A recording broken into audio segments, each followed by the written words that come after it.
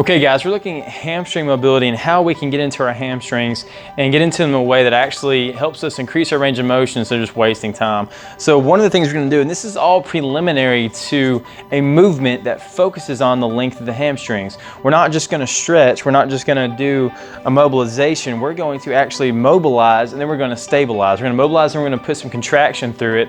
Therefore, all this range of motion we should be gaining from the stretch, we're using in an exercise and a contraction. So here, this is more of a traditional hamstring stretch. Some differences I want you to see here is within this position, my heel's down through the table, my leg is straight. One thing I'm not doing, I'm not collapsing my spine. Okay, that's a no-no, we never want to do that. We want our chest nice and up and tall, and we can simply just take our chest toward our knee and shove our hips back at the same time. Shove our hips back, that's turning our hamstrings on in a safety mechanism, much like they would be for a deadlift, straight leg deadlift, anything like that.